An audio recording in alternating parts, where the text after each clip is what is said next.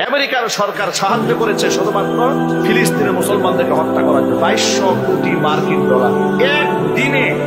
আল্লাহ তাআলা যে দাবানল জ্বালিয়ে দিয়েছে না, একদিনে ক্ষতি হয়েছে 5000 কোটি মার্কিন ডলার।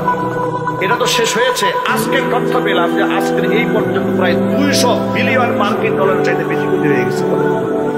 পৃথিবীর সমস্ত প্রযুক্তি ব্যবহার করে ওরা আগুন নেভাতে পারছে না, দাউ দাউ করে জ্বলতেছে।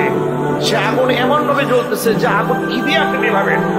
কত প্রকারের তারা গ্যাস, বিভিন্ন প্রকারের কালারিং আপনার গ্যাসগুলো ব্যবহার করতেছে এটাকে নির্বাপন করার জন্য, কন্ট্রোলে আনার জন্য পারতেছে না। একদিকে আগুন জ্বলে, পাশে সমুদ্র, কিন্তু আগুন জ্বলার সাথে সাথে এমন বাতাস ছুটছে যে বাতাস আগুনের টুকরাগুলোকে এক বাড়ি থেকে নিয়ে আরেক বাড়িতে ঢুকাই দিচ্ছে, এক বাড়ি থেকে আরেক বাড়িতে ঢুকাই দিচ্ছে।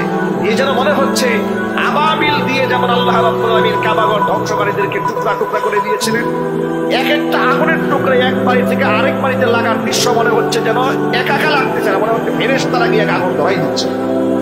অবস্থা এমন পর্যায়ে দাঁড়িয়ে গিয়েছে। আল্লাহ আছেন না নাই?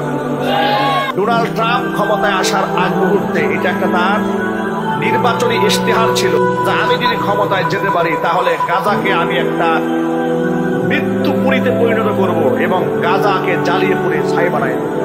ওরা গাজাকে ছাই বানাতে চেয়েছে, আল্লাহ তাআলা ওদের রাষ্ট্রকে জ্বালিয়ে পুড়ে ছাই বানিয়ে দিয়েছে।